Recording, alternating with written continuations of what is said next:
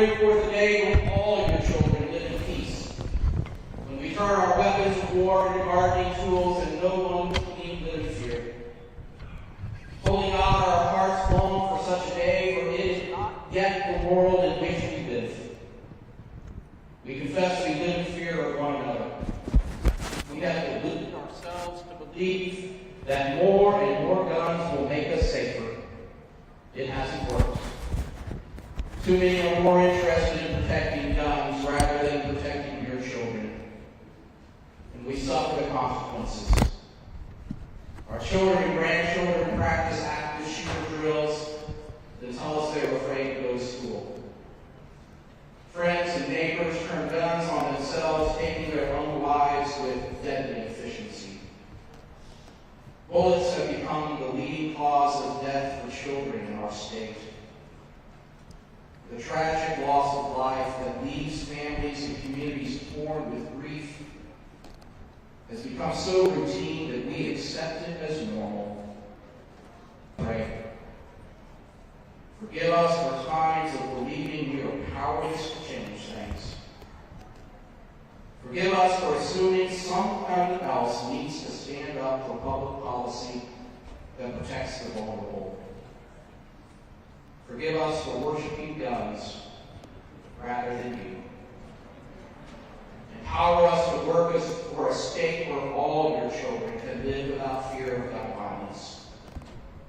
This morning we lift before you those who bear the brunt of our epidemic of gun violence.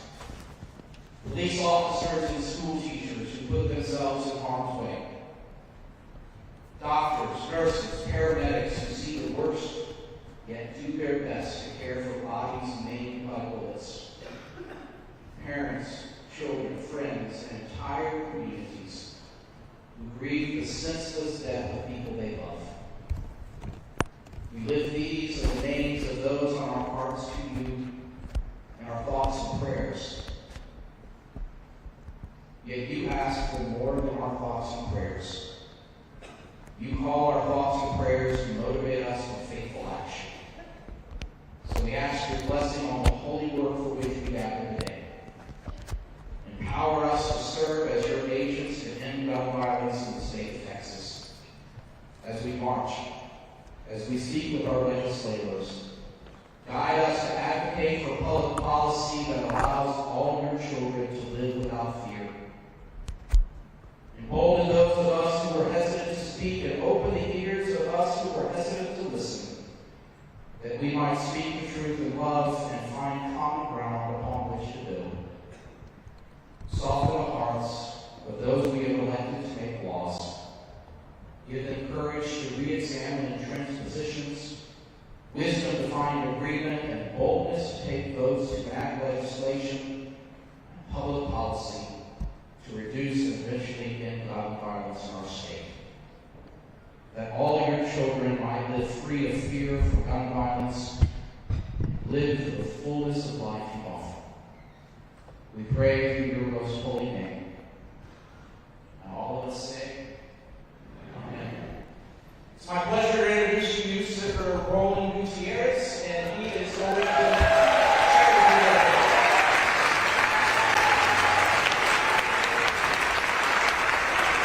Thank you, Reverend. Thank you all for being here and coming here. I want to talk about these folks in a second, but first I got to thank Moms Demand Action. Not to the exclusion of the other groups here, but a few years back you come to the Capitol, you come to my office, you say, we got to talk about campus carry, and we got to talk about constitutional care, we got to talk about these different things. And over and over and over again, I listened and I voted the right way because I felt that we were on the right path, because we were all going in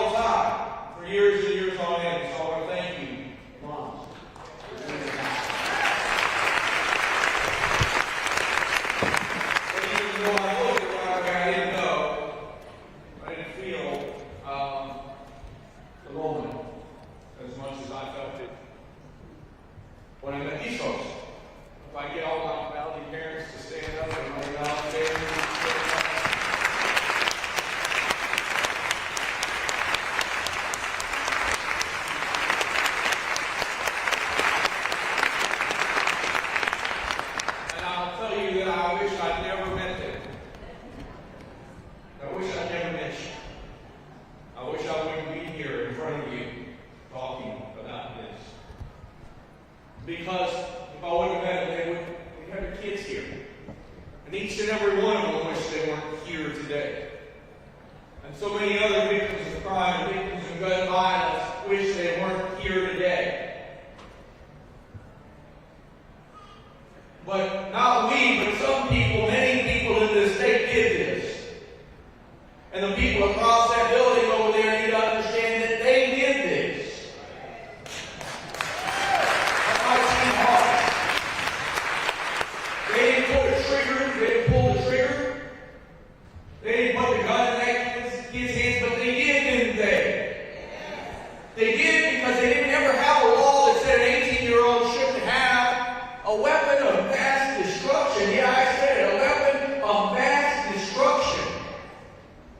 They fired hundreds of rounds in a minute that caused devastation like I've never seen before. I wish I wasn't here today because I would not have seen the chaos of that day. Images that you've never seen, that you should never see, and I don't want you to see. And yet sometimes I wish that America, all America, could see what I've seen. But these parents had to see it more. Because they did. What I've seen in hundreds of hours of body cam footage. Cops finally going in at an hour and 17 minutes. Because they were afraid of a gun. I wish and I pray that these gentlemen can have the bravery to come in and testify and say what that gun does, but they don't. And they certainly didn't have the bravery on that day, because I promise you, they were afraid of the gun. Ray Gavis, Paul Tuff, DPS troopers, and his Texas Rangers, they had down there on Operation Lone Star, 93 strong that day, 400 different police officers on that day, waited for an hour and 17 minutes because they were afraid of a gun. So that's why you're here. That's why you're here. That's why we're all here, and we have to be here today. The Reverend Dolman, he said it felt normal to him. And my whole comments today were going to be about it's not normal. It's not normal to see a little girl whose face is gone.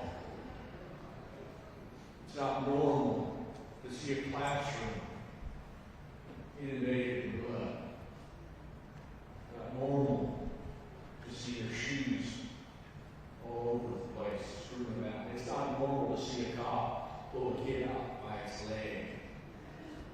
It's not normal for a little boy to tell his father, a little boy who survived, who'd been shot, to tell his father that he remembers from his little girlfriend all he remembers his teeth on the ground. It's not normal. It's not normal that this happens to us in our country every day. It's not normal. It's not normal for us to hear the cries of children waiting for someone to go help them. It's not normal. We have to stop this madness that isn't normal. And that's why we need you here today, across the street, lobbying and advocating for these children and those teachers and the kids in Santa Fe and the kids in El Paso and the kids in Sutherland Springs and everywhere. I told Dan Patrick, I said, this isn't normal, sir. I sat in his office for an hour and I cried and said, we need to do something. And I told him that story about that little girl. And then I said, Dan, this will happen to someone you know, I promise. You know what he told me? How dare you, he said. How dare you tell me that this is going to happen to me or someone on my staff? Each and every one of you knows a victim of gun violence. And so, yes, this moment in time changed my life and my direction. It allowed me to meet some of the strongest people I've ever met in my life.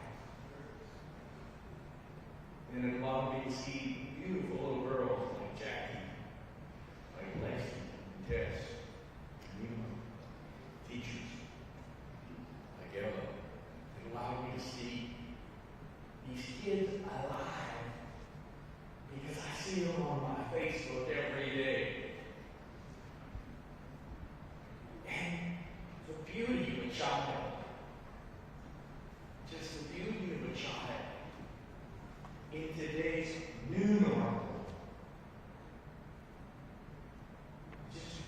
Just another shooting. It just happened. But yet, this doesn't happen in Japan. It doesn't happen in China. It doesn't happen in England. It doesn't happen in France. It doesn't happen in Spain. It doesn't happen in Italy. It doesn't happen in the leading countries of the world. Yet it happens here every damn day. Every day. And so we must fight against the new normal. We must fight and hope for change, and it only happens when this group from 500 turns into 5,000, and 5,000 turns into 50,000, and 50,000 turns into 500,000.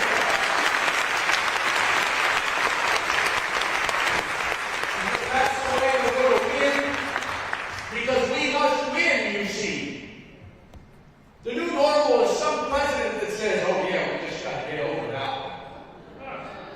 That's what he said when he was running for office, and there was a shooting up north in Maine. I forget. Because the new normal is it's everywhere. The new normal is you got politicians across this country that say, oh, we're going to have to, our thoughts and prayers are with them. That's the new normal. Well, what about actions? Listen, I too pray. My prayers are different. I pray for something so very different. I pray for someday these people have the enlightenment and the understanding that this could happen to them, that they could lose their children. But they have the bravery and fortitude to go look at the pictures of what happens to these kids. I can hardly sleep. I mean, every day I wake up, I see these kids. That's the reality of it all. In a moment, life changed for these people. And yet they sit here and stand and fight, and they come here now, 2 sessions now, fighting for their kids. They go to Washington all the time. Less so now because they've got a new president that doesn't want to hear about these issues. You can boo, that's all right. You've got a new president that got rid of the Office of Gun Safety Prevention. After that, you've got a new president that says we're going to do everything we can to support those gun manufacturers. You've got a new president that doesn't care about our kids. And so, I ask you here today, because you took time out of your day to come here and advocate, is to go over there and talk to them for sure. Tell them your stories and the stories of your friends and the stories of these folks. And tell them what we must do to change this new normal. Tell them that we deserve a world where kids don't die in our schools. We deserve a world where we don't have to look over our shoulder at the mall or look for the exit in the movie theater. We deserve a place where we can all truly live in happiness. And tell them that for sure. I doubt that most will listen. But then you need to tell them the next part. And the next part maybe isn't sounding so Christian. But I promise we're not going to use guns. Tell them that you're coming for them. Tell them that 5,000 will turn to 50, and 50 will turn into 500,000. Because we must have change in our country. We must have change in our state. And the only way to create and effectuate that change is to vote for people that truly want to create that change. That truly want to protect kids over guns. Because without our children, they're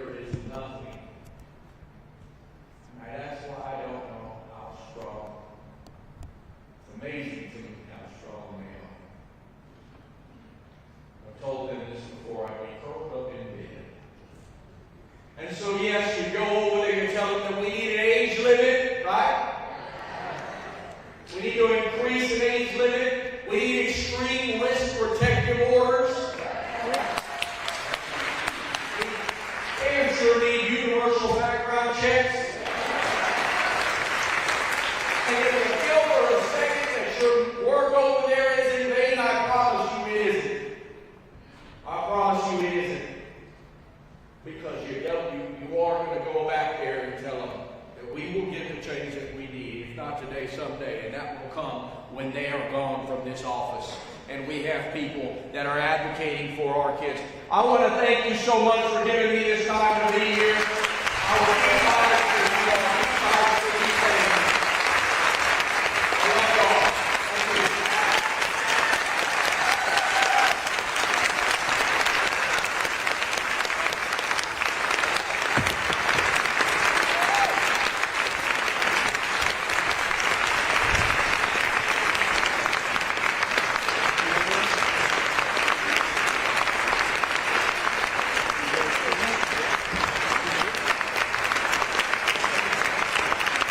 Thank you.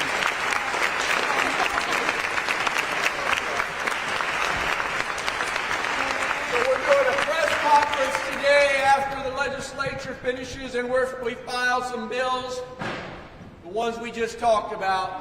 So push that out. Tell people in your communities and let us know where we need to go, because these folks want to travel across this state and they want to tell people their story. That's how brave they are. Thank you all very much. You guys have a great day.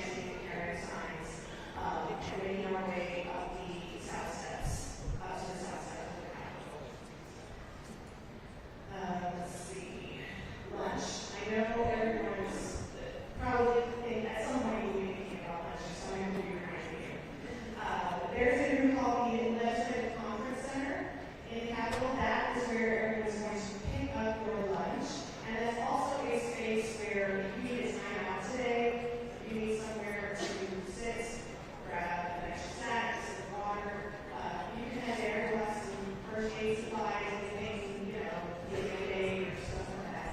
And we'll have staff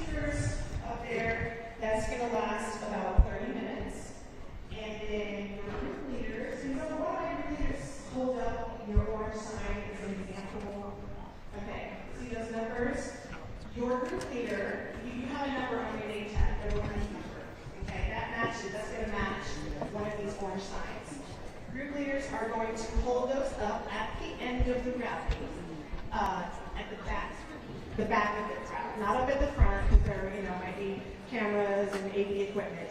So in the back of the rally is where you're going to look for the number that matches your name tag. You will find your leader, introduce yourself. If you have signed up for lunch, we have you down for that, and we'll give you a receipt so that when you get to the LCC, you can pick up your lunch. And they will have more instructions for you there, as far as what boxes you're going to draw the plane.